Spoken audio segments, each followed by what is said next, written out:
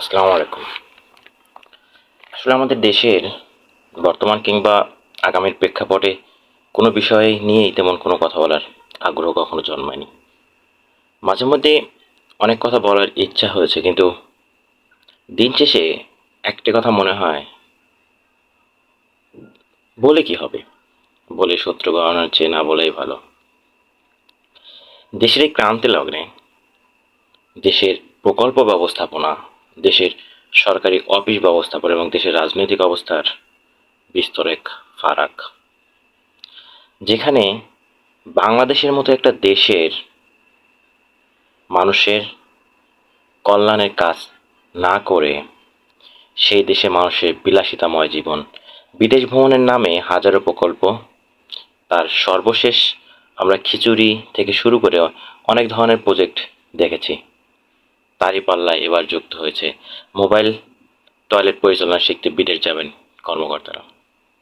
একটা সভ্য দেশের টাকা কোন খাতে খরচ হবে তার একটা হিসাব বা বিবরণী থাকা উচিত। প্রধান উপদেষ্টার কার্যালয় থেকে যারা সচিবালয় কিংবা প্রকল্প পরিকল্পনা করেন, সমস্ত জায়গা থেকে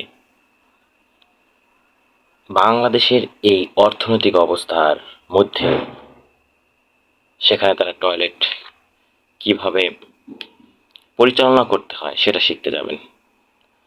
দৈনিক ইত্তেফাক থেকে শুরু করে বেশ কিছু মেইনস্ট্রিম নিউজ পেপার এর নিউজ করেছেন নতুন 5টা ভ্রাম্যমাণ টয়লেট পরিচালনা রক্ষণাবেক্ষণ বিষয়ে প্রশিক্ষণ নিতে চীন যাচ্ছে স্থানীয় সরকার বিভাগের 3 কর্মকর্তা।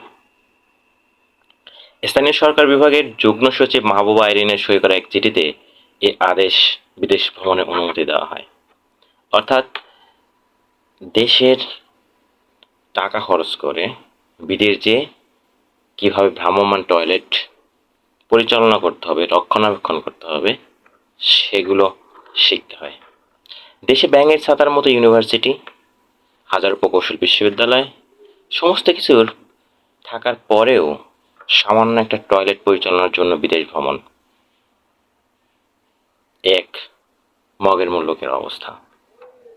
নিজেদের টাকা খরচ করে বছর বছর অতিরিক্ত ট্যাক্স আরোপ করে বিভিন্ন খাত থেকে টাকা সংগ্রহ করে ঋণ নিয়ে সে টাকায় কর্মকর্তাদের বিদেশ ভ্রমণ করাতেই হবে।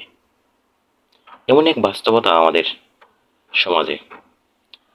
7 দিন তারা ঘুরবেন সরকারি খরচে, তারা দেখবেন বিগত প্রকল্পগুলোর অবস্থা খুবই নাজুক। তারা শুধু বিদেশ ভ্রমণই করেছেন, অনেকটা পিকনিক করার মতো। প্রত্যেকটা দপ্তরে অবশ্য কর্মকর্তাদের আগ্রহ থাকে বিদেশ ভ্রমণ নিয়ে, নানা ধরনের নানাভাবে নিজের বুদ্ধি এবং মেধা কাজে লাগানোর কোনো নাম নেই। নাম আছে শুধু প্রকল্প এবং প্রকল্প নিয়ে টাকা অপচয়ের।